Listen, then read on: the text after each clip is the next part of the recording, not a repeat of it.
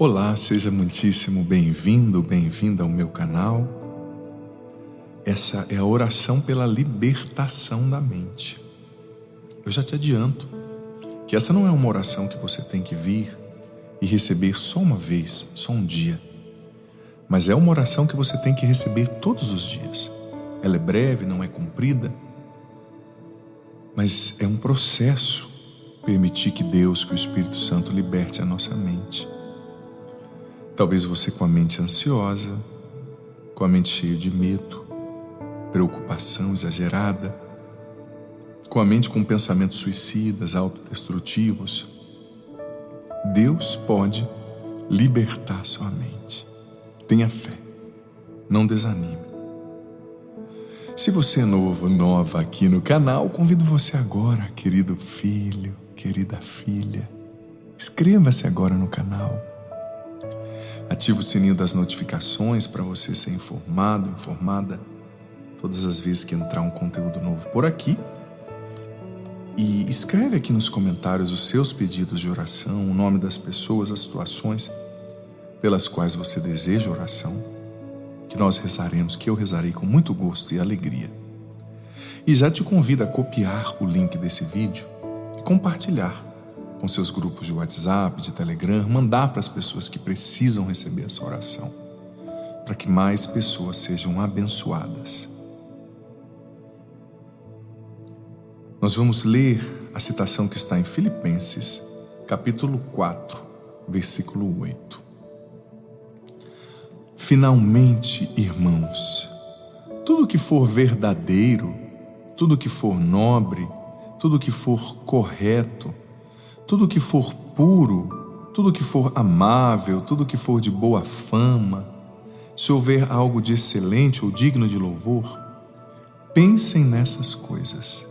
Em outras traduções diz que somente o que for nobre, correto, puro, amável, de boa fama, ocupe vossos pensamentos e vossas mentes. É isso que tem que ocupar sua mente, filho, filha, a minha mente. O que é certo, o que é nobre, o que é puro, o que é amável, o que é de boa fama, o que vem de Deus. Mas quantas vezes não existem desordens nas nossas mentes, não é mesmo? Quantas vezes não existem desequilíbrios nas nossas mentes? Quantas vezes não existem perturbações nas nossas mentes? Vamos orar, pedindo ao Espírito Santo que venha primeiro revelar quais são as fortalezas do inimigo na nossa mente, quais são as realidades cristalizadas, sedimentadas na estrutura do nosso pensar, pedindo que o Senhor nos liberte em todas essas áreas. Jesus, o teu nome é a nossa vitória, a tua cruz é a nossa redenção, a tua ressurreição é a nossa salvação eterna. Pelo poder do teu nome, Jesus, vem libertar nossa mente. Quantas pessoas, Senhor, ouvindo as vozes na mente, barulhos na mente, liberta agora em teu nome, Jesus. Vem libertar das fortalezas do inimigo na mente, vem desterrar essas fortalezas, manifestar o que está aí escondido. Eu rezo agora pela libertação da mente ansiosa. Eu rezo agora pela libertação da mente agitada. Vem libertar essa mente ansiosa. Vem libertar essa mente agitada. Essa mente, Senhor, que se viciou na adrenalina da preocupação, do ativismo, do estar sempre fazendo algo. Vem libertar, Senhor, essa pessoa que se viciou na adrenalina da preocupação e do trabalho. Ela não consegue parar de se preocupar. Até no sono ela está trabalhando, se preocupando e fazendo coisas. Vem libertar essa mente em teu nome, Jesus. Retira esse padrão ansiogênico de ansiedade excessiva dessa mente. Retira a agitação mental, o sono está pesado, ela não está descansando, porque pensa a noite inteira. Venha retirar a agitação dessa mente, Jesus. Venha libertar a mente desse filho, dessa filha. Venha libertar a mente da opressão maligna. Venha libertar a mente da ansiedade. É tanto pensamento, é excesso de pensamento. Porque essa pessoa, no fundo, está consumindo muita informação. É muito vídeo, é muita série, é muita rede social. A cabeça está entrando em bug. A cabeça está entrando em crise. Ela não consegue mais parar à noite. Porque ela viciou nesse excesso de informação, de adrenalina. A mente está sempre correndo. Vem e liberta essa mente ansiosa, Deus. Liberta de tantos pensamentos. É tanta autocobrança, Senhor, tanta autoacusação. Pensamentos confusos. Liberta essa mente, Jesus, em Teu nome, de toda essa confusão. Essa preocupação com amanhã, com o futuro, esse medo da morte, medo de ficar só. Liberta essa mente em Teu nome, Jesus. Liberta essa mente, Senhor, das imagens traumáticas, das lembranças traumáticas. Talvez essa pessoa que viu um familiar, alguém morrendo na sua frente, viu um assassinato acontecendo, viu um acidente. Talvez essa pessoa que presenciou um estupro, um abuso, ou que foi alvo desse estupro, desse abuso. Vem curar essas lembranças traumáticas, ansiogênicas. Talvez essa pessoa que tentou suicídio e as lembranças ficam vendo na mente. Ou que presenciou o suicídio de alguém, chegou em casa, a filha tinha cometido suicídio, ou o pai, ou a mãe. Essa lembrança não sai da mente junto com a culpa, com o medo. Vem curar, Senhor, a mente, a memória, as lembranças. Essa pessoa, Senhor, que apanhou tanto do pai, da mãe, foi espancada, essas lembranças, vem libertar a mente dessas memórias doloridas. Essa pessoa que chegou em casa, encontrou o marido com outra, ou descobriu a traição pela internet da esposa. Vem curar, Senhor. Essa pessoa, Senhor, que viu droga com o filho, ou descobriu que o filho tinha assumido uma postura contrária ao que ela ensinou, ao que ele ensinou, contrária à fé. Essas lembranças traumáticas, lembranças de mágoa que não deixam essa pessoa perdoar, Senhor. Vem curar. Essa pessoa traz viva na lembrança, traz viva na memória a lembrança daquele dia que aquela pessoa lhe fez mal, a lembrança daquele dia que aquela pessoa lhe passou para trás, lhe traiu. Vem curar o coração magoado, Senhor, a mente magoada. Essa pessoa que teve o filho assassinado, chegou lá e viu o filho morto no chão, cheio de sangue. Essas lembranças, vem curar, Jesus. Em Teu nome. Eu peço a libertação da mente ansiosa, medrosa, acelerada, Jesus. Eu peço a libertação da mente depressiva. Quantos filhos e filhas, Senhor, com essa depressão? A fortaleza da depressão é a mente. Vem libertar, Jesus, essa mente depressiva em Teu nome. Essa mente que só tem pensamentos tristes, sem vida. Essa mente que só tem pensamentos de fracasso, de suicídio, de autodestruição. Liberta agora em Teu nome. Essa mente que está sob ataque do mal e sob opressão direta do mal, por causa de abertura ao ocultismo. Liberta agora em Teu nome. Essa mente, Jesus, que acredita nas falsas doutrinas, que busca, Senhor, invocar forças ocultas, espíritos mortos, contrariando a Sua lei, Sua palavra, desobedecendo o Senhor e se expondo a ataques diretos do mal. Liberta essa mente dessas falsas ideias agora, dessas mentiras, Senhor, que se levantam contra a Tua palavra e o Teu conhecimento. Liberta essa pessoa, Senhor, a mente dessa pessoa que sofreu uma lavagem cerebral na faculdade. Liberta das ideologias, desintoxica, Senhor, a mente, os raciocínios, a mentalidade dessa pessoa que absorveu tantas ideologias contrárias à Tua palavra, contrárias à Tua vontade.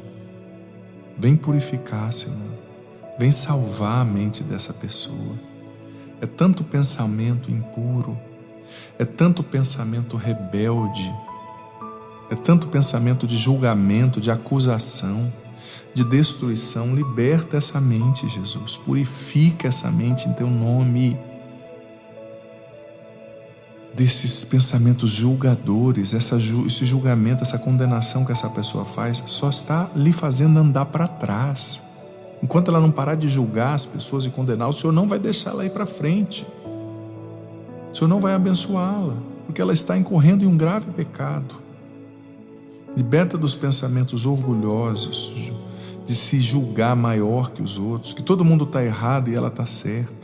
O orgulho é a maior fortaleza do inimigo na nossa mente. Dê a ela pensamentos humildes, inspirados pelo Teu Espírito.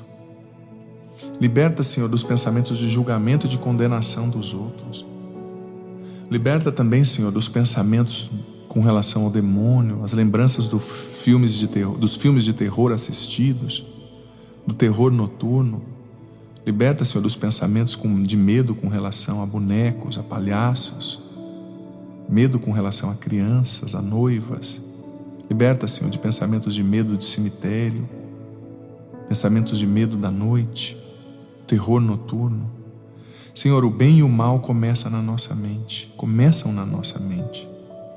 Vem agora, Jesus, lavar a nossa mente com o Teu sangue precioso. Vem agora, Jesus, lavar os anéis da nossa mente com o Teu sangue. Vem agora, Jesus, lavar o nosso hipotálamo, o neocórtex frontal, o cerebelo, todos os anéis da nossa mente, a amígdala, o cérebro reptiliano, frontal, pré-frontal. Vem e lava o nosso cérebro com Teu sangue, purifica o nosso cérebro com Teu sangue. Liberta, Jesus, o nosso cérebro com o Teu sangue precioso. Vem lavar as nossas memórias afetivas, espirituais.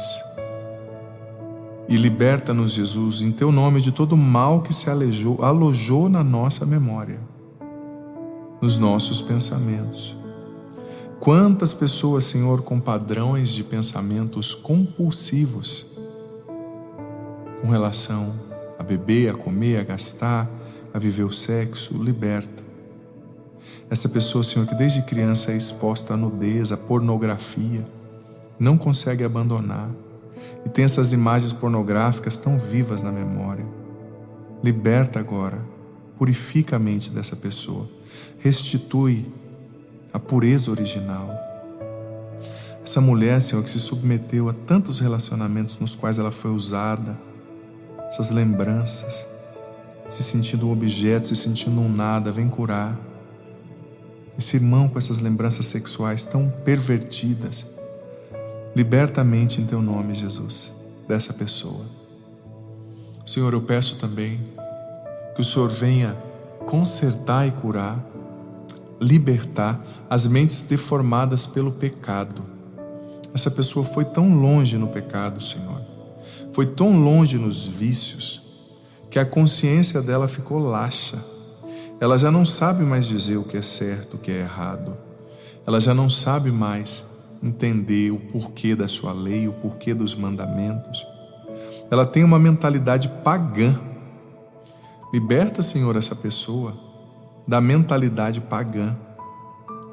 Liberta, Senhor, essa pessoa dos pensamentos contrários à Tua palavra, dos pensamentos inspirados pelo demônio, pelo mal.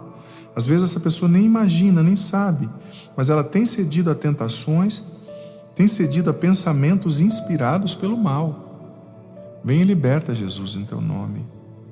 Vem e salva essa mente. Batiza a mente dessa pessoa agora no Teu Espírito Santo.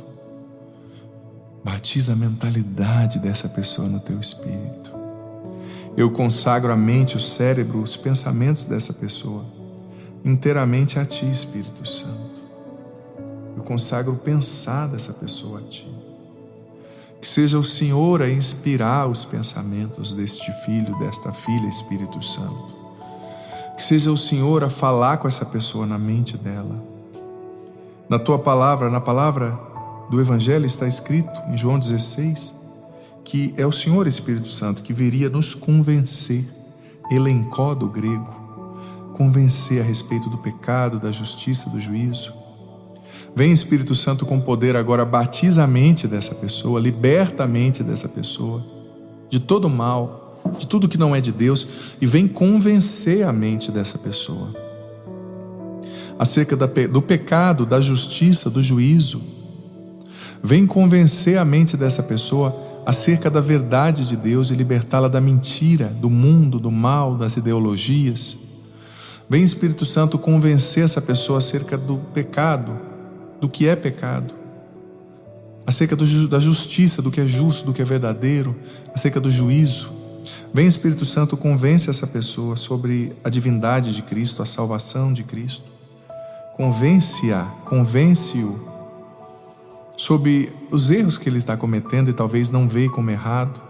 Quantas pessoas, Espírito Santo, como eu rezava, com um pensamento deformado, com a consciência laxa, que perderam a noção de certo e de errado, chamam o certo de errado e o errado de certo.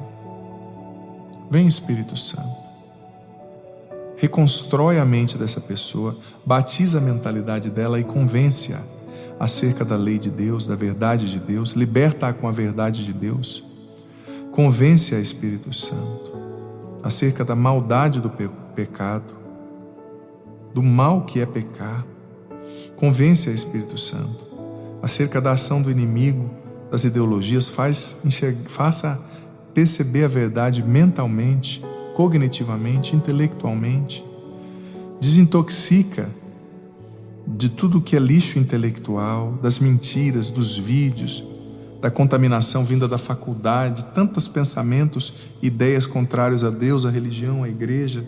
Desintoxica a mente dessa pessoa, Espírito Santo, e a convence acerca de quem é Jesus, do que é o pecado e do que é o certo e do que é o errado. Fala o Senhor no coração dela, Espírito Santo. Batiza essa mente, liberta essa mente em nome de Jesus, e que essa pessoa tenha um encontro pessoal contigo agora, Espírito Santo, e com o Senhor Jesus. Fala o Senhor na mente dela, que não seja a minha voz, mas a tua. Fala, Espírito Santo, na mente dessa pessoa, libertando-a, enchendo-a, inspirando sua mente e os seus pensamentos. Eu consagro essa mente a ti, Espírito Santo, e ao teu sangue, Jesus. O Senhor esteja convosco, Ele está no meio de nós. Que desça sobre você, querido filho, querida filha, sobre a sua mente, seus pensamentos, sua memória, selando toda a libertação aqui realizada na sua mente antes ansiosa, medrosa, depressiva. Que ela seja agora cheia do Espírito Santo e que essa libertação seja selada. Em nome do Pai, do Filho, do Espírito Santo. Amém. Querido filho, querida filha, eu te convido a voltar todos os dias aqui para receber essa oração, porque a libertação da mente é um processo. Te convido a conhecer a playlist de orações aqui no meu canal. Tem várias orações. Orações pela libertação e cura da ansiedade. 30 minutos de libertação, cura e libertação. Oração por uma causa impossível, por algo muito difícil. Oração para quem deseja engravidar. Oração para conseguir um emprego. Oração da manhã. Oração para abrir todas as portas, oração pela cura do medo, da insônia, da depressão. Conheça aqui a playlist de orações, deixa rolando aí na sua casa, tocando no seu trabalho, para que o ambiente seja abençoado, consagrado a Deus, para que a libertação também aconteça no ambiente, na casa, na família. E se inscreva no meu canal, se você ainda não é inscrito. Conheça várias playlists que tem aqui, eu posto a homilia, a reflexão sobre o Evangelho todos os dias também. E deixa aqui nos comentários seus pedidos de oração, deixa sua curtida nesse vídeo, seu like e compartilha esse vídeo com mais pessoas. Deus abençoe você.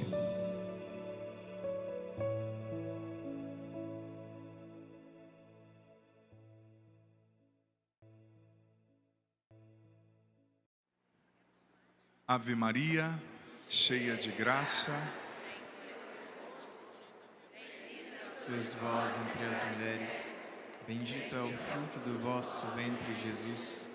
Santa Maria, Mãe de Deus, rogai por nós, pecadores, agora e na hora de nossa morte. Amém.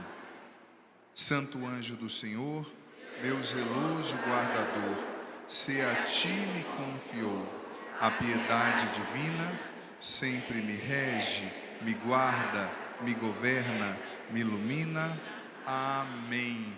Meu querido filho e filha que veio aqui participar dessa celebração, Como é bom perceber que tanta gente começou a participar do encontro e continuou até o fim, né? Quero acolher com muito carinho você aqui, você em casa também, queridos padres, irmãos e irmãs. Veja bem, a vida da gente é sempre um grande combate. O diga às irmãs ontem no show, tadinhos, né? Quantas batalhas, quantas lutas, mas Deus não deixou de fazer, né? Porque o inimigo, ele não pode impedir a obra de Deus de acontecer, mas ele quer que você chegue lá, na concretização da promessa, sem energia, sem força, exaurido. Por isso que a gente tem que sempre vigiar e orar, estarmos sempre em constante vigília de súplica. Eu gosto sempre de repetir um adágio, um pensamento de um padre do deserto, Santo Efrem, chamado de o Sírio. Ele sempre dizia que quando a gente acorda, nos primeiros segundos, quando você ainda está na cama, existe uma guerra entre Deus e o inimigo, entre anjos maus e anjos bons, para saber quem vai conduzir a sua cabeça naquele dia, sua mente, os seus pensamentos. Por isso a gente precisa levantar da cama, já consagrando a nossa mente ao Espírito Santo, já invocando a intercessão de São Miguel, já invocando a intercessão da Virgem Maria, já se consagrando ao poderoso nome de Jesus, né? Antes de você sair da cama, já consagra a sua mente ao Espírito Santo. Antes de você olhar no espelho e levar aquele susto com aquele cabelo daquele tamanho, já reza antes, que o Espírito Santo ameniza até o susto, tá? Ele ajuda. Meus irmãos e irmãs, a liturgia de hoje, como não podia deixar de ser, tem sido todos esses dias, é um presente para nós. Você viu que o Evangelho é o Evangelho das bem-aventuranças. E você sabe que muitos estudiosos da Bíblia, se não todos, aquilo que nós chamamos de exegetas, né? Os que estudam as línguas originais, os que estudam a Bíblia, o Evangelho em profundidade, eles ensinam que as bem-aventuranças, junto com o Pai Nosso, são o cerne, o centro de todo o Evangelho, de toda a mensagem de Jesus. Ou seja, se você quiser entender de uma vez só, em pouco tempo, quem é Jesus e o que Ele vem ensinar, é só rezar o Pai Nosso e meditar, né? Santo Tomás tem as meditações lindas sobre as 7 petições do Pai Nosso. E é só ler as bem-aventuranças e meditar. O que significa bem-aventurança? Quem aqui sabe? Levanta a mão. Nossa, quanta gente. Vocês viram, irmãs? A gente acha que, como diz o bispo que me ordenou, o óbvio precisa ser dito, né? O óbvio para nós, padres, né, que estudamos teologia. Bem-aventurado, já que eu vi que ninguém quase sabe, eu vou lá na raiz bíblica. Lá no Antigo Testamento, a palavra para bem-aventurado do hebraico era asherei. Depois, no Novo Testamento, foi traduzido para o grego makarios, para o latim beati, e depois para o português, né, bem-aventurado. Mas bem-aventurado na Bíblia quer dizer aquele que é feliz. Mas veja bem, não é somente aquele que é feliz como a gente entende hoje. Porque pode ser, presta atenção, filho, filha, muito superficial quando você fala, bem-aventurado é feliz. Porque na nossa língua não tinha uma palavra para traduzir como a palavra asherei no hebraico. Porque asherei no hebraico queria dizer o seguinte: uma pessoa, não só uma pessoa feliz com uma felicidade humana, mas uma pessoa completa, plenificada por Deus, que não há nenhum espaço na vida dela que não seja Deus. Porque feliz para nós, você pode falar assim, padre, estou feliz porque emagreci, né? Perdi aquele pneu de coletadeira que estava aqui do lado, padre, né? Estou feliz porque eu ganhei um aumento. Não, é mais do que só o feliz da nossa língua. Asherei queria dizer uma pessoa que é plena de Deus, que habita em Deus e Deus habita nela, como está escrito no Salmo 91. Feliz aquele que habita na proteção, sob a proteção do Altíssimo. Então veja bem, Jesus como mestre, né? O didaskalos do grego era um mestre. Ele estava ensinando para os seus discípulos o caminho da felicidade. Porque veja bem, quem aqui não quer aprender o caminho da felicidade? Levanta a mão, quem não quer? Vocês não estão ouvindo a pergunta, né? Que nem esses dias eu vi no paralama de um caminhão, né? O caminho da felicidade é o desapego, primeira frase. Segunda frase abaixo: dinheiro não traz felicidade. Terceira frase: doe o seu para mim e seja feliz. Falei, esse caminhoneiro entendeu tudo, né? Aqui na Via Dutra, né? Mas Jesus estava ensinando o caminho da felicidade e também o caminho do desapego, porque veja bem, na época de Jesus, como na nossa época, o que se acredita ser felicidade é o oposto daquilo que Jesus ensinou. Porque Jesus falou que bem-aventurados, você ouviu o Evangelho, você aqui, você em casa, são os pobres, são os aflitos, são os que choram, são os perseguidos, os mansos. Ou seja, não tem nada a ver com o que esse mundão acredita ser felicidade. Não tem nada a ver, está no contrassenso, está contra a maré. Porque o que é ser felicidade? Ser feliz para esse mundo. Muito dinheiro no bolso, saúde para dar e vender. É isso que é felicidade, é muito dinheiro no bolso. Eu estou feliz, padre. Aquele fulano é feliz. Por quê? Porque ele tem uma conta gorda, né? Ah, padre, ele tem uma mulher bonita. Ele tem, padre, eu não sei qual que é a sua ambição, né? Talvez uma panela de pressão, não sei. Mais, né? Ela tem isso, ele tem aquilo. O que é feliz? Não, falando sério. Você que assiste televisão, já assistiu alguma vez na sua vida, já assistiu uma série, já viu uma Deus nos defenda, mas você que já assistiu novela, eu acho que cristão não tem que assistir novela, porque tudo que é contrário ao Evangelho está naquilo lá. Tudo, sabe? Tudo. É uma baixaria, é adultério correndo solto, é a mentalidade do se dar bem, né? Você vê, o que passa numa novela é totalmente o contrário do conceito de felicidade que Jesus está trazendo aqui no Evangelho. Feliz é o bonito, é o jovem, é o que tem prazer, é o que tem dinheiro, é o que está sempre por cima. Mas essa não é a felicidade que Jesus está ensinando. Porque Jesus está nos ensinando que a felicidade plena, o paraíso, não vai acontecer aqui nessa terra. Aqui a gente tem que lutar para ser feliz com Ele, sim. Mas a felicidade plena só na visão beatífica de Deus. Só no céu, não adianta. Aqui você não vai ter a felicidade plena. Não é que você vai se alienar e deixar de lutar para viver bem. Não, você vive bem, mas o céu não é aqui. É isso que Jesus está dizendo. O céu não é aqui. Ele começa aqui, mas a eternidade é onde todos os nossos desejos serão plenificados. Os desejos que nem nós sabemos que temos, que estão na nossa alma, né? Mas tem gente que vive assistindo novela, sendo moldado por esse mundo, e diz assim: padre, eu assisto novela, eu assisto série, mas eu sou mais do que isso não me atinge não. E eu assisto e depois vou rezar. Olha, me perdoe a sinceridade, uma pessoa me falou esses dias, eu fui estudar para ver. Sabia que isso é mentira? A ciência comprova que isso é mentira. Porque quando você assiste uma novela, uma série, uma música, aquilo que é arte, que é lúdico, aquilo atinge uma região do seu cérebro chamada amígdala, que é o cérebro reptiliano. E a pesquisa lá dos neurocientistas mostraram que quando atinge essa área, não passa pelo neocórtex, né, do cérebro, pelo crivo da razão. Você não pensa se é bom ou ruim.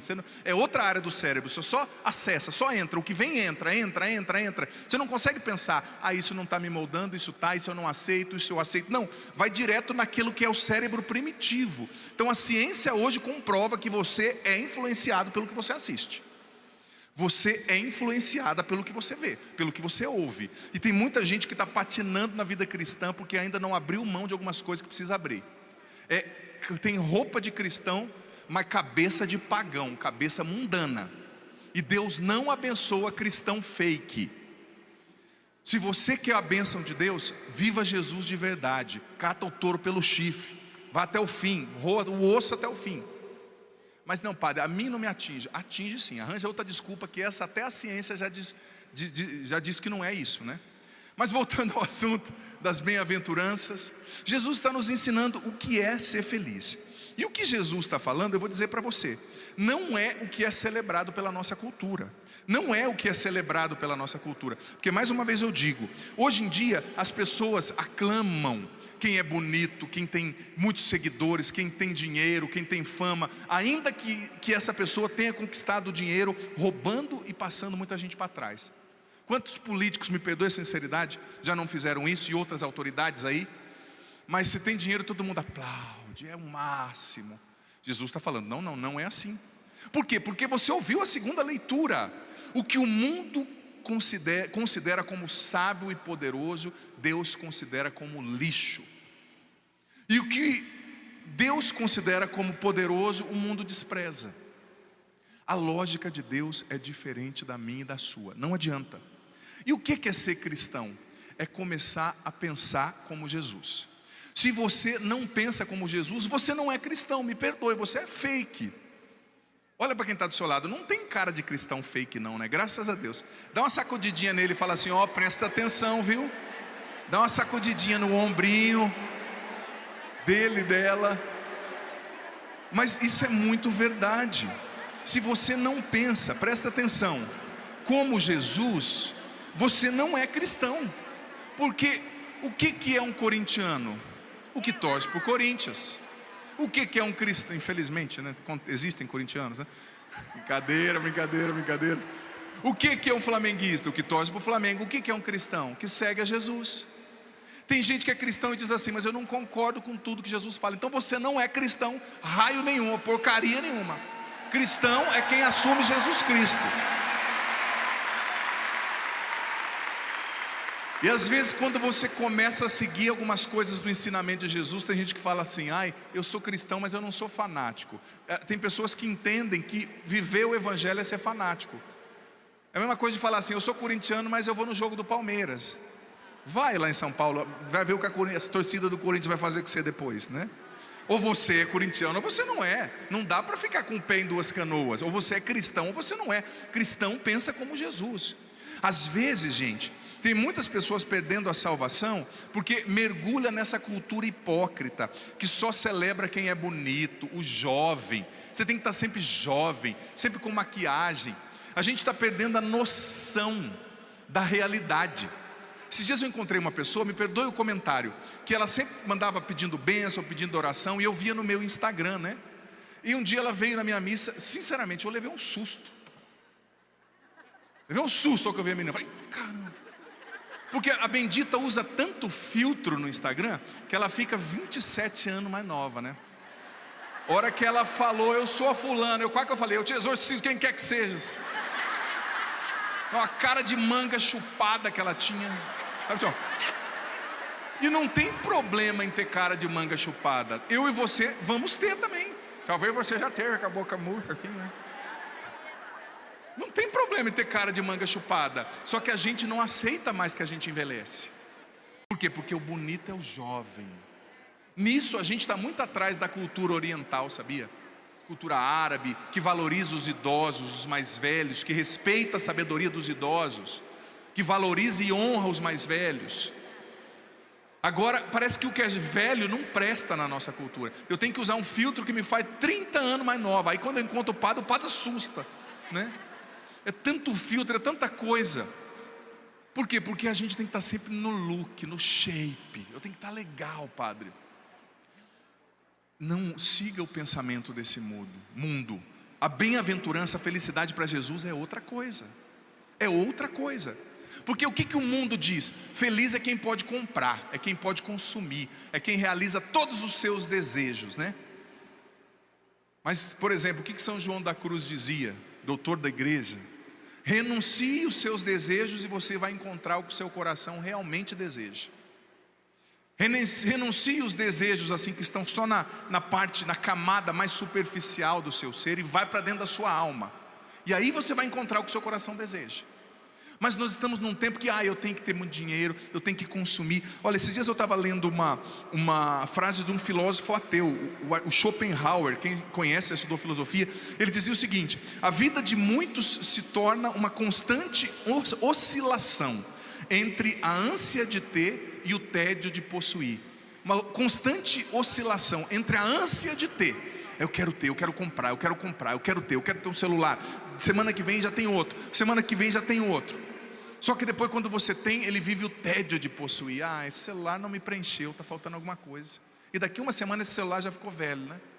Esses dias eu vi uma pesquisa que um rapaz estava falando. Olha, um autor, um escritor dizendo: quando eu descobri o sentido da vida, a vida mudou. Porque ele estava dizendo que a atualização constante de tudo faz a vida se tornar desatualizada, né?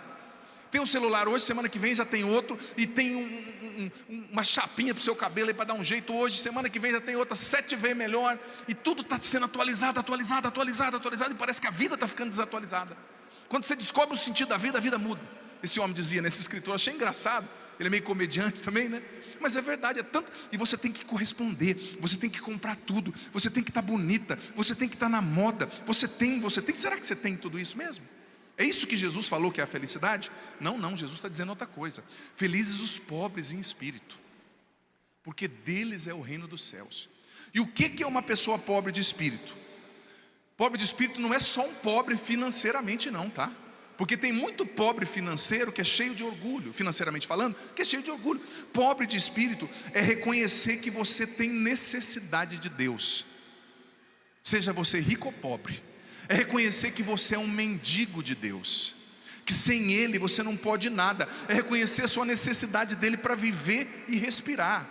O pobre de espírito, gente, é aquele que se reconhece necessitado de Deus e que acolhe a vida como um dom, como uma graça. Mas parece que as pessoas hoje em dia, elas vivem a vida como se elas estivessem sempre no balcão de reclamação, sabe, ali da empresa. Eu vim aqui exigir meus direitos. A vida não é um direito, a vida é um dom. Todo mundo está exigindo o direito, eu tenho direito disso, eu tenho direito daquilo. A vida não é um direito. O pobre de espírito reconhece diante de Deus, eu poderia não existir, eu poderia não estar aqui.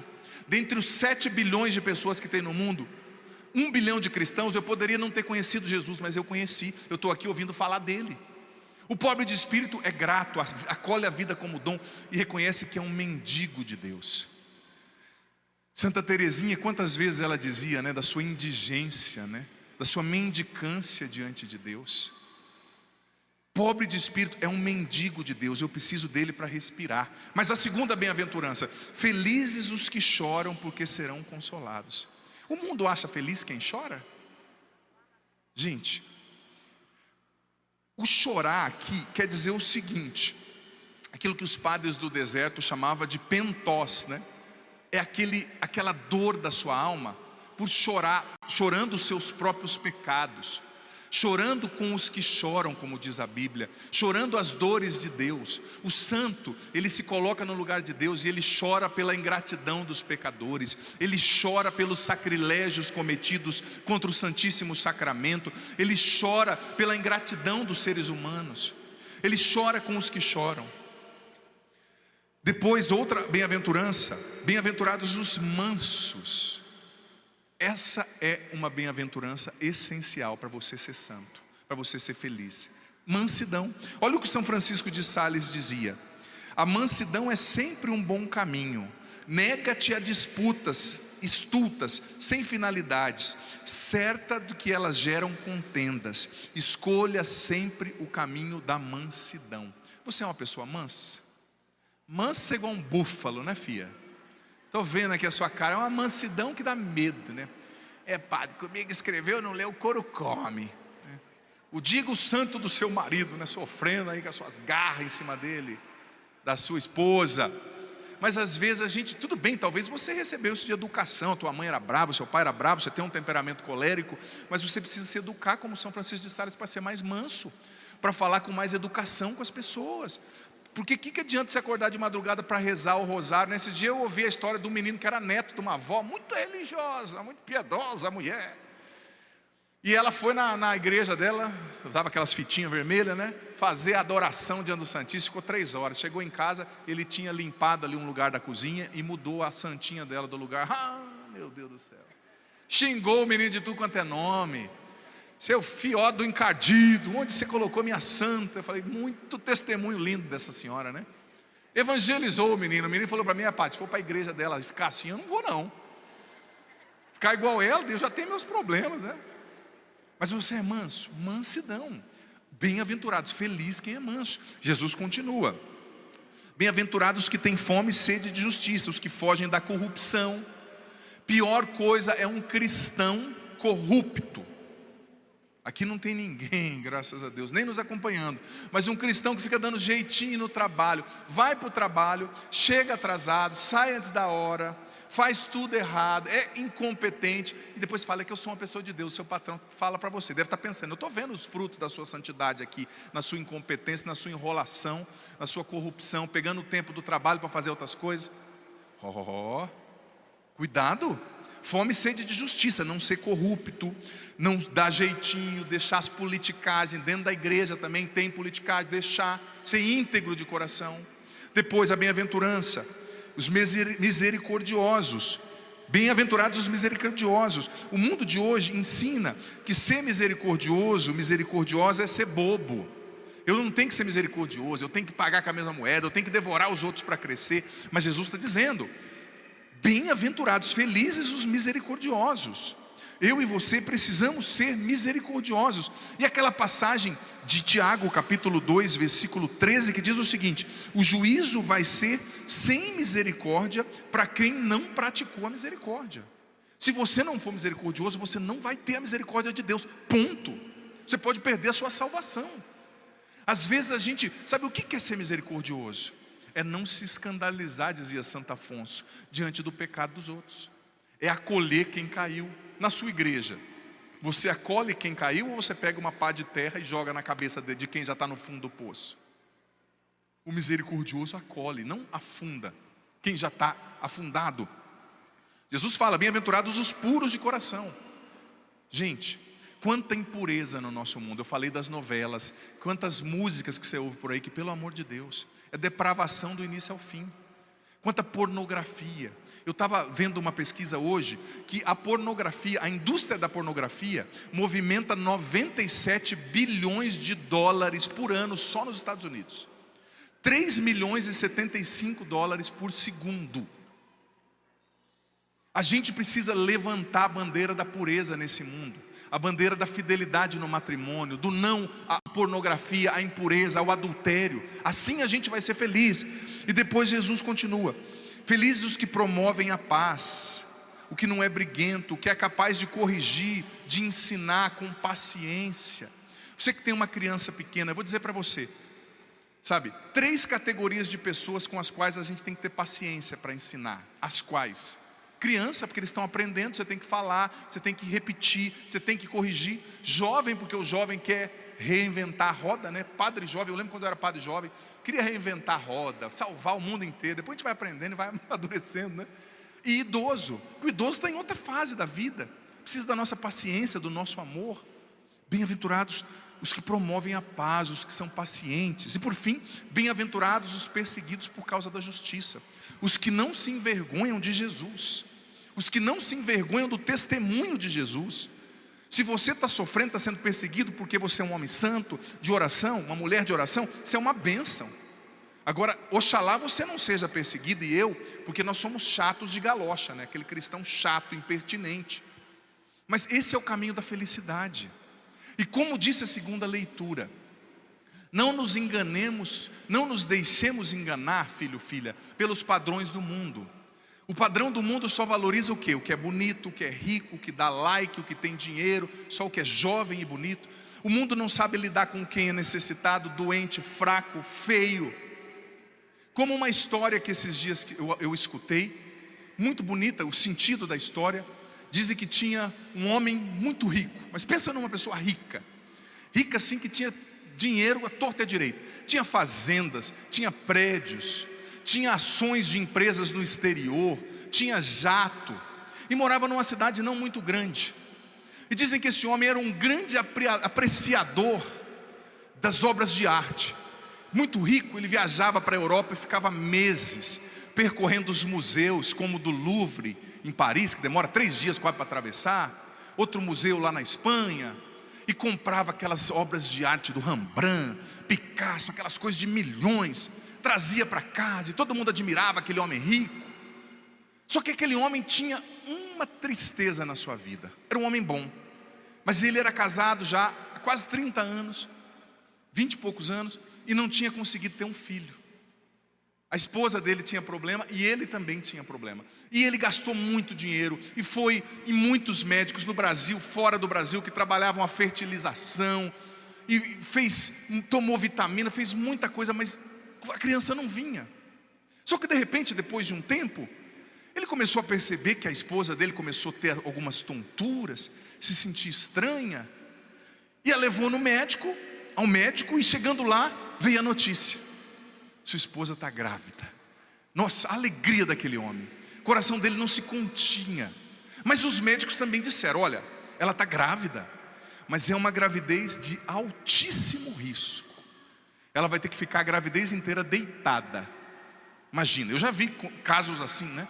Mas aquele homem tinha muito dinheiro, então ele contratou médico, contratou nutricionista, que ficavam de plantão na casa dele. E ele ficava ali do lado da mulher, beijando a mão da mulher, com a mão na barriga, e vendo a barriga crescer, e aquela alegria que não se continha, porque ele tinha tudo, mas não tinha um filho. E os meses foram acontecendo, se passando. De repente veio o dia do parto. Levou uma equipe, uma UTI, quase um hospital para a casa dele. O parto foi na casa dele. Só que como os médicos tinham alertado, o parto foi muito difícil. E infelizmente a mulher veio a falecer no parto. Mas o filho nasceu, e nasceu bem, um menino. E ele, muito triste pela perda daquela mulher, aquela companheira tão amiga dele, eles tinham um ótimo relacionamento. Mas ao mesmo tempo, o ver aquele menino, o cuidar do menino, quase que curou a ausência da mulher, sabe? Porque ele tinha esperado tanto. E ele contratou babás para cuidar daquele menino, uma senhora para cozinhar, uma senhora mais velha, que sempre estava com o menino, não é? E contratou nutricionistas também, e o menino foi crescendo. O menino era fantástico. O menino só tinha um defeito: era feio, que dava medo. Mas pensa no menino feio. Sabe aquele que é feio, entrou na fila 10 vezes, conseguiu mais umas 2 colocações? Feio. Mas era o filho dele, né? Meu filho tem que assumir. Que nem quem é sua família, se assume. E ele andava com esse menino para todo lado, e levava o menino para viajar, e comprava carrinhos para o menino. E esse menino foi crescendo, crescendo, crescendo, e ele era feio, muito magrinho, né? Estranho assim, o jeito do menino, né? Quando o menino tinha 12 anos, ele começou a definhar, e levaram ao médico, e descobriram que ele tinha uma doença séria. Tadinho, por isso que ele era tão caidinho assim, feinho, né? Porque ele tinha uma doença degenerativa, uma doença séria. E era, muito possivelmente, a mesma doença que tinha causado a morte da mãe. E o pai começou a investir tudo para tratar esse menino, porque esse menino se tornou um sentido da vida daquele pai. Mas infelizmente, depois de alguns meses, o menino veio a falecer. E aquele homem entrou numa tristeza profunda, rico, mas sem a esposa, sem os filhos. Você sabe que a tristeza mata se você se entrega, né? E depois de algum tempo ele veio a falecer também. Morreu sem nenhum herdeiro. Deixou uma fortuna, gente. Ações em empresas, prédios, fazendas, bois, carros, barcos, cavalos. E de repente o juiz da cidade proclamou lá uma nota na cidade, falando que ele tinha deixado, como ele não tinha herdeiro, um auto escrito lá no cartório, que ele ia fazer um leilão, ia vender tudo aquilo que, ia leiloar tudo que ele tinha, e depois ia doar para uma obra de caridade. Gente do céu, virou um alvoroço. Veio colecionador de obra de arte do mundo inteiro. Foi um alvoroço na cidade, chegando de avião, os aviões particulares, os jatinhos, parando na cidade e tal. Um ginásio de esporte que eles fizeram, né, o leilão, lotado, tinha quase 8.000 pessoas. Televisão cobrindo. E o juiz começou a ler o papel lá do cartório, e disse: olha, o nosso benemérito tinha só um desejo, que nós começássemos o leilão leiloando o quadro, a pintura do filho dele. Todo mundo ficou em silêncio e tal. Aí de repente tiraram assim, né, o paninho da frente do quadro. A hora que viram, pensa numa pintura medonha, porque o menino já era feio. E diz que quando o menino tinha uns 9 anos, eles andando na pracinha da cidade lá, o menino viu um pintorzinho de rua, assim, esses pintores meio de parede, sabe?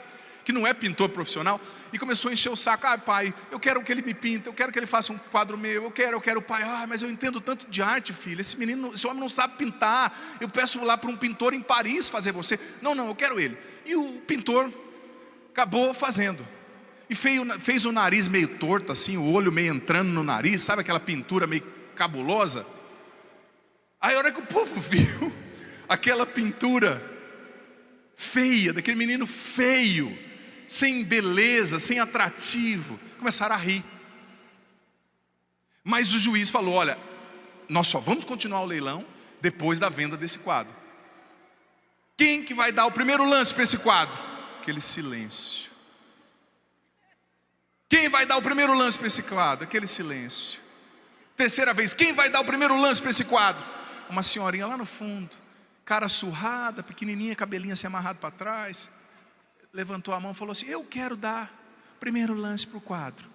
Aí os entendidos de arte olharam para ela e falaram: minha senhora, o que a senhora entende de arte? Aquilo ali não vale nada. Eu quero dar o lance. Mas a senhora tem certeza? Tenho. Meu nome é Maria. Eu trabalhei mais de 30 anos na casa do nosso benemérito, desse milionário. E fui eu que cuidei dessa criança. Quando a mãe dele morreu, eu que estava do lado dela, segurando a mão dela, com uma mão e a outra jogando água na cabeça dela. Eu amo esse menino como se ele amava, como se ele fosse o meu filho. Eu quero comprar esse quadro. Eu sei que é feio, que não tem valor nenhum, mas eu quero comprar. Aí o juiz deu uma risadinha, todo mundo riu. Tá bom, mas quanto a senhora quer pagar? Aí ela disse: olha, eu não tenho muito dinheiro. O patrão deixou uma casinha para mim, mas eu não tenho muito dinheiro. Aí ela abriu a bolsinha dela, cheia de pente, aquelas coisas de mulher, né, de colocar no cabelo, que eu não sei o nome. De repente ela foi, caiu R$2, depois mais 2, umas moedinhas. Ela disse: olha, eu tenho R$4,94. Pouquíssimo. Aí o homem falou: R$4,94, dou-lhe uma. Ninguém falou nada. Os milionários podiam dar 30 milhões no quadro. Não, deixa a velhinha levar, né? R$4,94, dou-lhe uma. Nada. R$4,94, dou-lhe duas. Nada. R$4,94, dou-lhe 3. Nada. Bateu o martelo, vendido para a senhora. Aí ela foi, tadinha, mancando, pegar o quadro. A hora que o juiz levantou o quadro, ele viu que atrás tinha um envelope amarelo. Ele pegou e abriu. Estava escrito assim: toda a minha fortuna, tudo que eu tenho, vai para a pessoa que comprou o quadro do meu filho.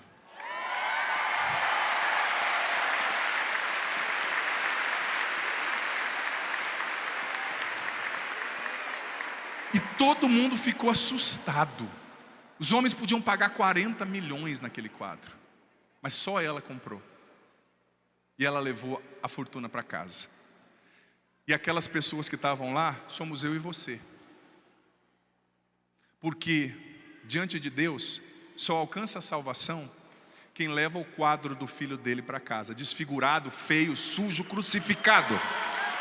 Ou você leva Jesus com tudo aquilo que Ele é, ou você não tem salvação, nem felicidade, nem bem-aventurança e nem vida eterna. Tem muita gente que vem para a igreja, mas não quer o quadro de Jesus. Quer um quadro de um Jesus forte, poderoso, que faz curas, milagres, libertações, que abre o mar, que expulsa o diabo. Mas você vai ter a riqueza do Pai só se você assumir a feiura do Filho na cruz, a dor do Filho na cruz, o sangue do Filho na cruz. O profeta Isaías diz que as pessoas ao vê-lo crucificado viravam a cabeça. Aquela cena daquele homem desfigurado. Mas quem não leva o quadro do Filho para casa não tem as riquezas do Pai. Quer participar das riquezas do Pai? Quer ir para o céu? Quer ser bem-aventurado e feliz? Abraça o quadro do Filho sujo, desfigurado, que morreu por amor a você na cruz, e leva para casa, e leva para o coração. É isso que salva. É isso que salva. É o Filho sujo na cruz, desfigurado. Como disse o profeta Isaías, não tinha beleza, atrativo humano. É aquilo que a segunda leitura diz: o que o mundo considera desprezível, Deus considera como forte, sábio. A fraqueza do mundo é força de Deus, e a força do mundo é desprezada por Deus. A beleza, os likes, a juventude é desprezado por Deus. Mas a vida entregue no altar da cruz, no amor aos irmãos a cada dia, isso é o que faz a gente participar das riquezas do Pai e levar toda essa riqueza imensa para casa. Amém? Vamos aplaudir esse Filho que morreu desfigurado por nós. O quadro não é bonito não, mas salva. O quadro é desprezível para o homem, para o ser humano, mas salva. É ali na cruz que Ele nos salvou. Amém? Vamos ficar em pé. Eu quero convidar os padres que venham aqui à frente, por gentileza. Quero convidá-los, padres, os diáconos também podem vir. Traz um pouco de água. E agora, Você vai, filho, filha. Eu, como sacerdote, com a autoridade que a igreja me dá, conversei até com o meu bispo pedindo autorização para fazer essa oração, que é uma oração forte, né? Quero rezar por você, os padres vão rezar comigo.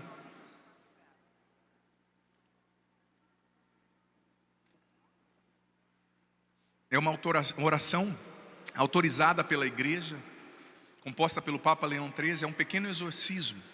Então agora traga mais uma vez no seu coração as pessoas que precisam dessa libertação, as pessoas que precisam dessa cura, os familiares. Abra assim os seus braços como quem recebe essa oração. Jesus, nós tomamos a autoridade sobre esse lugar em Teu nome e proibimos tudo que não é Teu, toda manifestação do mal. Esse lugar está selado no Seu nome. São Miguel Arcanjo, gloriosíssimo príncipe da milícia celeste, defendei-nos na luta que temos combatido contra os principados e potestades, contra os chefes deste mundo tenebroso, contra os espíritos malignos espalhados pelos ares. Vinde em auxílio dos seres humanos que Deus criou, incorruptíveis à sua imagem e semelhança, e a tão grande preço resgatados da tirania do inimigo. Com os exércitos dos anjos bons, peleja hoje os combates do Senhor, como outrora lutastes contra Lúcifer, chefe da soberba, e contra os seus anjos apóstatas. Eles não puderam vencer e perderam seu lugar no céu. Eis que o antigo inimigo e homicida tem se erguido com impetuosidade, transfigurado em anjo de luz, com a escolta de todos os espíritos malignos, cercou e invadiu a terra inteira e se instala em todo lugar, com o desígnio de ali manchar o nome de Deus e do seu Cristo, e de roubar as almas destinadas à coroa da glória eterna, de destruí-las e perdê-las para sempre. A igreja te venera, São Miguel, como seu guardião e patrono, se gloria que és seu defensor, contra os poderes nocivos terrenos e infernais. Deus te confiou as almas dos redimidos para colocá-las no estado de suprema felicidade. Roga ao Deus da paz que esmague a Satanás sob nossos pés, para que já não possa reter cativos os homens e prejudicar a tua igreja. Oferece nossas orações ao Altíssimo, para que o quanto antes desçam sobre nós as misericórdias do Senhor. E sujeita o dragão, ó príncipe São Miguel, que é para o precipitar encadeado nos abismos, de modo que não possa nunca mais seduzir as nações. Depois disso, confiados em tua proteção e patrocínio, com a sagrada autoridade da Santa Mãe Igreja, nos dispomos a rechaçar as pestes das fraudes diabólicas, confiados e seguros em nome de nosso Senhor e nosso Deus Jesus Cristo. Eis aqui a cruz do Senhor. Fugi potências inimigas. Venceu o leão da tribo de Judá, o descendente de Davi. Nós te exorcizamos, espírito imundo, potência satânica, invasão do inimigo infernal, legião ou seita diabólica, em nome e virtude de nosso Senhor Jesus Cristo. Sejas desraigado e expulso da igreja de Deus, das almas criadas à imagem de Deus e resgatadas pelo precioso sangue do divino Cordeiro. Desde esse momento não te atrevas mais, pérfida serpente, a enganar o gênero humano, perseguir a igreja de Deus e sacudir e joeirar como trigo os eleitos de Deus. Manda-te o Deus Altíssimo, em quem em tua insolente soberba ainda pretendes assemelhar-te, o qual quer que todos os homens se salvem e cheguem ao conhecimento da verdade. Manda-te Deus Pai, manda-te Deus Filho, manda-te Deus Espírito Santo, manda-te a majestade de Cristo, o Verbo eterno de Deus feito homem, que para a salvação de nossa progenie, perdida por sua inveja, humilhou-se e tornou obediente até a morte. Ele que edificou sua igreja sobre a pedra firme, prometeu que as portas do inferno não prevaleceriam jamais contra ela, querendo permanecer com ela todos os dias, até o fim do mundo. Manda-te o sinal sagrado da cruz, e a virtude de todos os mistérios da nossa fé cristã. Manda-te a poderosa Mãe de Deus, a Virgem Maria, que desde o primeiro instante da sua imaculada concepção, pela sua humildade esmagou tua cabeça orgulhosa. manda-te a fé dos apóstolos Pedro e Paulo e de todos os outros santos apóstolos. Manda-te o sangue dos mártires e a piedosa intercessão de todos os santos e santas. Então, dragão maldito e toda legião diabólica, nós te esconjuramos pelo Deus vivo, pelo Deus verdadeiro, pelo Deus santo, pelo Deus que tanto amou o mundo até dar-lhe seu Filho único, para que quem nele crer não pereça, mas tenha a vida eterna. Cessa de enganar as criaturas humanas e de derramar sobre elas o veneno da condenação eterna. Cessa de danificar a igreja e de armar laços à sua liberdade. Vai-te embora, Satanás, inventor e mestre de enganos, inimigo da salvação dos homens. Cede lugar a Cristo, em quem não encontrastes nada de tuas obras. Cede lugar à igreja única, santa, católica e apostólica, que o próprio Cristo adquiriu com seu sangue. Humilha-te sob a poderosa mão de Deus, treme e foge à invocação feita por nós, do santo e terrível nome de Jesus, que faz tremer o inferno, a quem as virtudes dos céus, as potestades e as dominações estão submissas, a quem os querubins e os serafins louvam sem cessar, dizendo: Santo, Santo, Santo, é o Senhor Deus dos exércitos. Senhor, ouvi a minha oração e chegue até vós o meu clamor. O Senhor esteja convosco. Ele está no meio de nós.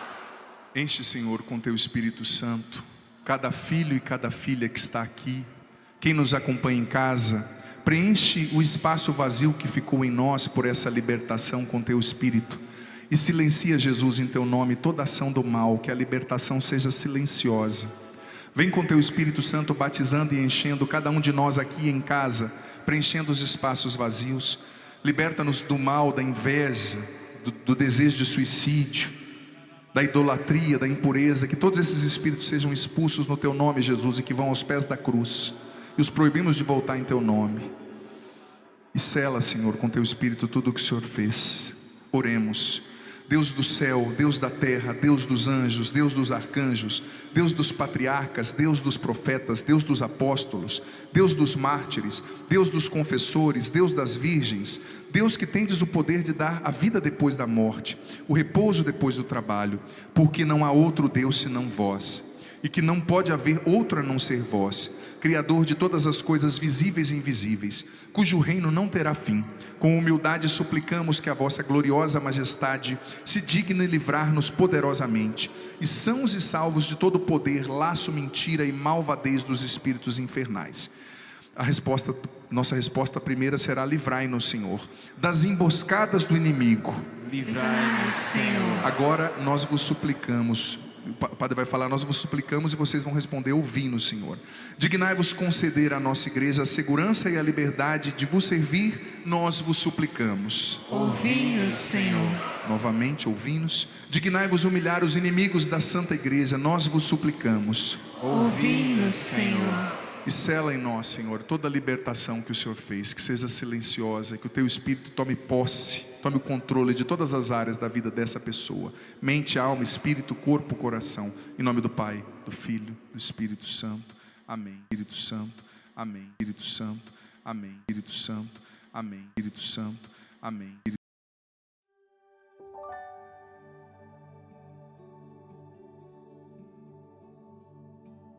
Olá, Deus abençoe você. Hoje é o 13º dia, 13º episódio aqui no nosso podcast diário Bíblia em um Ano. Vamos ler juntos a Bíblia em um ano.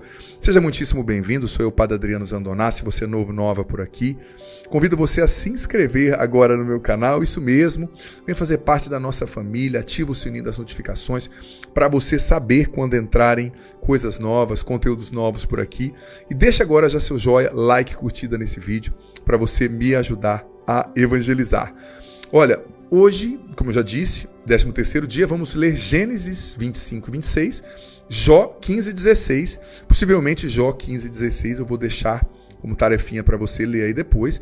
Com Jó 15 e 16, não é necessariamente, você não precisa necessariamente partilhar, né, aí com o seu parceiro de estudo, mas o Gênesis 25 e 26, a história hoje de Esaú que vende, né, a sua primogenitura, é preciso partilhar sim, tá bom? Vamos lá então, estou bem animado de ter você aqui comigo, quero saber como é que está sendo aí, como é que está indo a questão do parceiro de conversação. Tá? Tô rezando aí para que vocês estejam vivendo uma boa experiência. A gente ajuda muito. Ter alguém para partilhar, ter alguém para rezar junto. Ajuda demais, tá bom? Vamos lá então. O padre vai começar a ler Gênesis 25 e 26. Abraão tomou outra mulher de nome Setura, e ela lhe deu à luz Zanrã, Jequizã, Madã, Madiã, Jesboque e Sué. Jaquizã gerou Sabá e Dadã. Os filhos de Dadã são os Assuritas, os Latuzitas e os Loomitas. Os filhos de Madiã foram Efa, Ófer, Enoque, Abida e Eudaá. Todos esses são filhos de Setura. Abraão, porém, deu todos os seus bens a Isaque. Aos filhos das concubinas que teve, deu presentes, mas ainda em vida, afastou-os do seu filho Isaque, mandando-os para a terra do Oriente. O tempo de vida de Abraão foi de 175 anos. Depois expirou, morrendo numa velhice feliz, já idoso e saciado de dias, e foi reunido ao seu povo. Os seus filhos Isaque e Ismael o sepultaram na gruta de Macpela, no campo de Efron, filho de Seor, o Eteu, em frente de Mambré. É o campo que Abraão havia comprado dos heteus. Lá foram sepultados Abraão e Sara, sua mulher. Depois da morte de Abraão, Deus abençoou seu filho Isaque, que habitava junto ao poço de Laai-Roi. Estas são as gerações de Ismael, o filho de Agar, a escrava egípcia de Sara, que Sara dera a Abraão.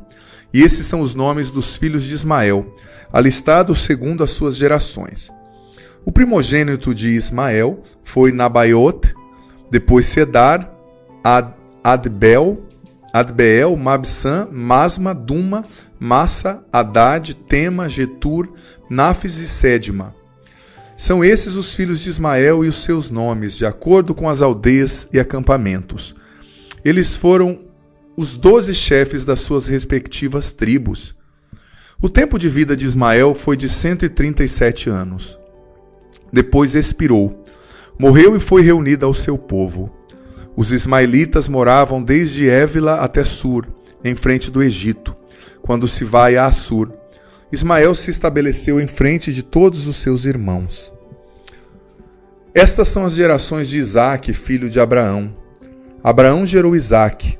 Isaque tinha 40 anos quando tomou Rebeca por mulher Rebeca, filha de Batuel, o arameu de Padã. Arã e irmã do arameu Labão. Isaque suplicou ao Senhor por sua mulher, que era estéril. O Senhor atendeu a sua súplica, e Rebeca, sua mulher, engravidou.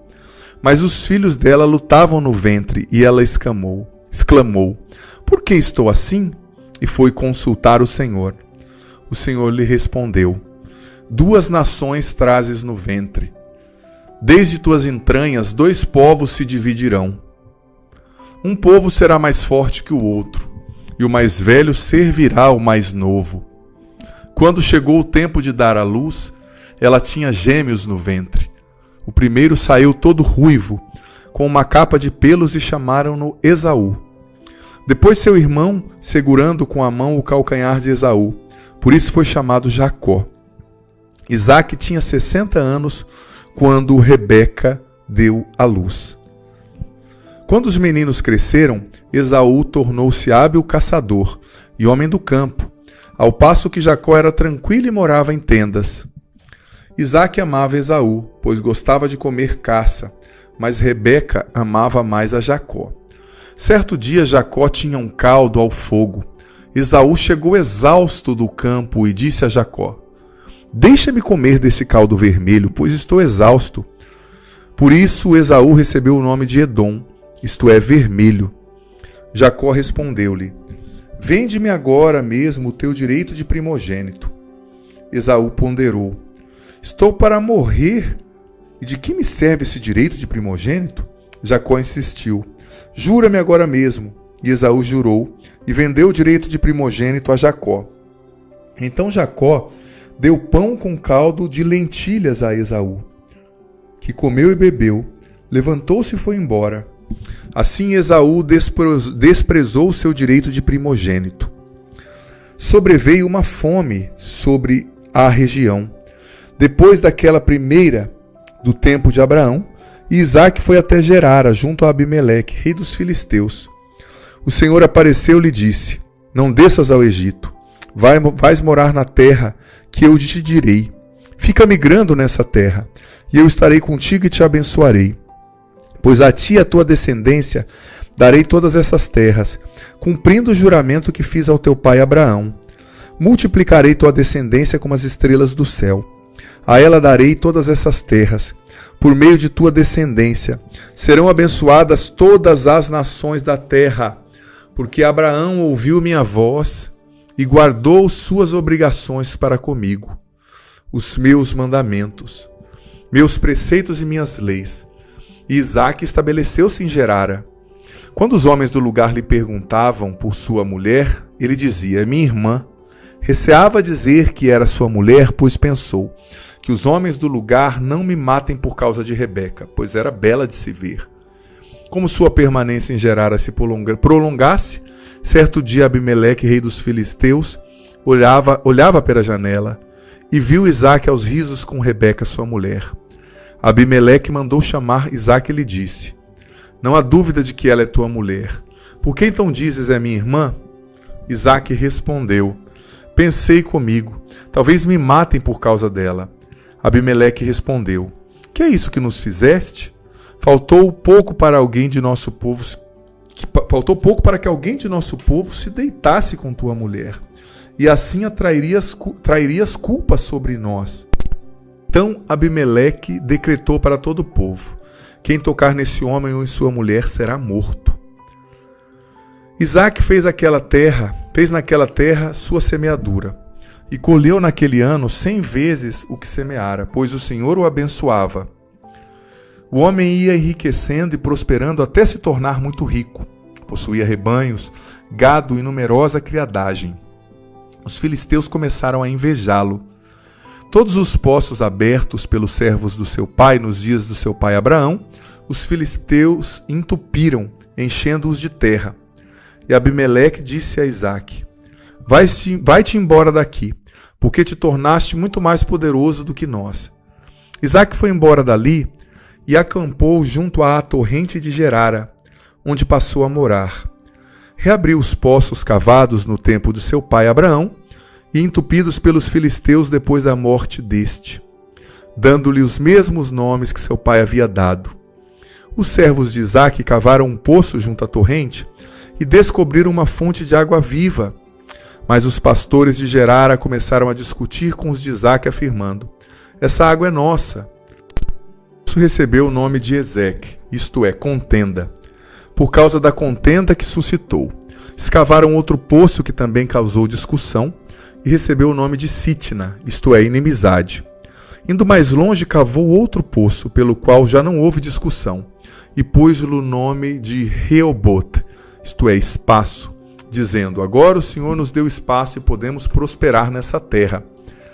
Dali subiu para Bersabeia. Naquela noite apareceu-lhe o Senhor e disse: Eu sou o Deus de teu pai Abraão. Não temas, pois estou contigo. Eu te abençoarei e multiplicarei tua descendência, pelo amor de meu servo Abraão. E Isaque edificou ali um altar, invocou o nome do Senhor e armou a sua tenda. E os servos de Isaque se puseram a cavar ali um poço.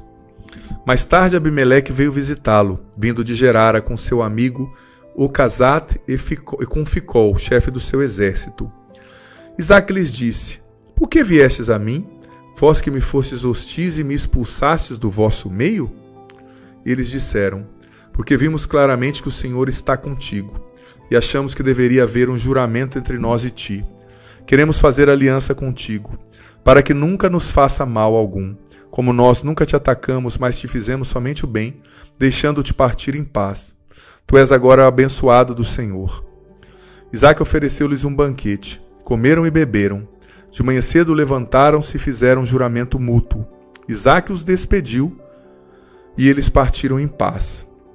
E naquele mesmo dia, vieram os servos de Isaque informá-lo acerca do poço que cavaram, dizendo: encontramos água. Isaque chamou o poço de Siba, isto é, abundância. Por isso a cidade se chama Bersabeia até hoje. Quando Esaú completou 40 anos, tomou por mulher Judite, filha do heteu Beeri, a Basemate, filha do heteu Elon. Eles causaram muito desgosto a Isaque e Rebeca. Que Isaque cometeu o mesmo erro do seu pai, Abraão, né? Por vergonha, por medo, falou que Rebeca era sua irmã e quase que ela foi entregue a outro ali, né?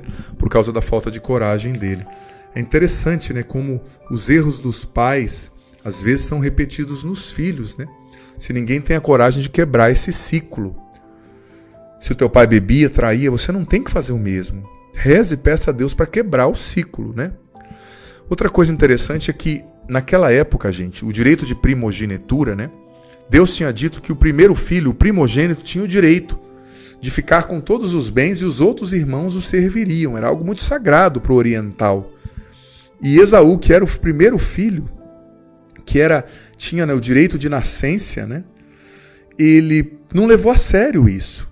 Ele trocou a sua primogenitura por comida, por um prato de lentilhas.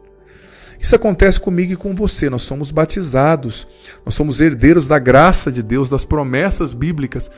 E às vezes a gente troca tudo isso por 5 minutos de prazer, por dinheiro, para agradar os outros, por bebida, por tantas coisas. Ou seja, isso ofende a Deus.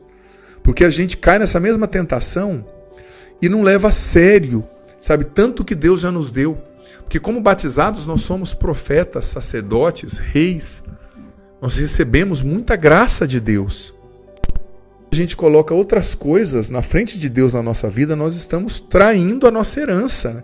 Estamos deixando a nossa herança. Tudo que Deus preparou para nós, né?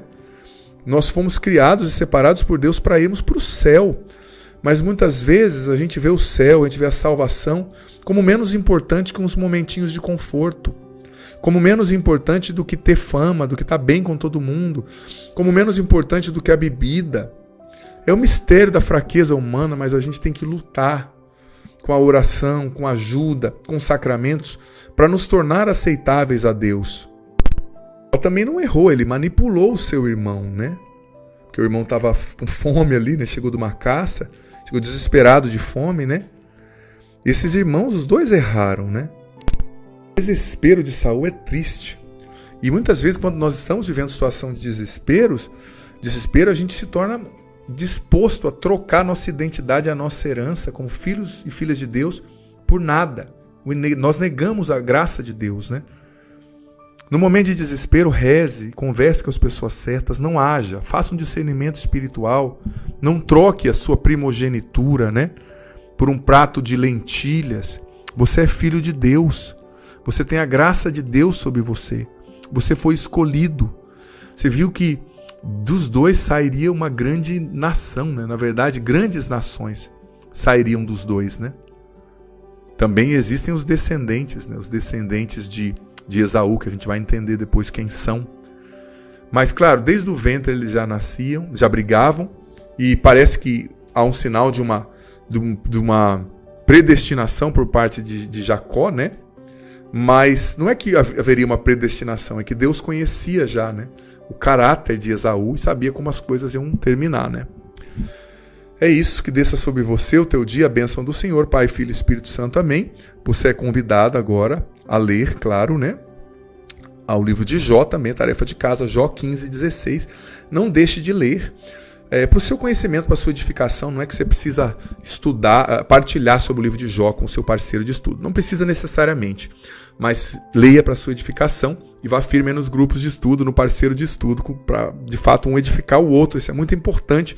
E escreve aqui nos comentários, nem que sejam poucas palavras, o que você entendeu dessa palavra, o que você entendeu dessa reflexão que ficou forte para você. Escreve aqui. Que bom ter você aqui nesse podcast diário. Leia a Bíblia comigo em um ano, a Bíblia inteira. Você é convidado a viver essa aventura de conhecer a Sagrada Escritura. Se você está chegando hoje, você pode começar a partir daqui. A partir de hoje, vai acompanhando a cada dia e você vai depois ouvindo os episódios anteriores. Vai no começo da playlist, a Bíblia em um ano, hoje você ouve o do dia de hoje e ouve o do primeiro, amanhã o do dia de amanhã e o segundo. E assim você vai, consequentemente, gradativamente, ouvindo os episódios anteriores e fazendo parte dessa playlist ao longo desse ano, lendo a Bíblia inteira com a minha explicação. Olha, vem fazer parte, seja perseverante, você vai colher frutos maravilhosos. E lembrando que o vídeo entra sempre ao meio-dia, mas fica aqui. Você pode ouvi-lo no momento que você quiser, na playlist Bíblia em um ano, vá desde o começo, aprenda a Sagrada Escritura, você vai receber muitas bênçãos. Bem-vindo e se inscreva no canal, vem fazer parte da nossa família. Parte da nossa família.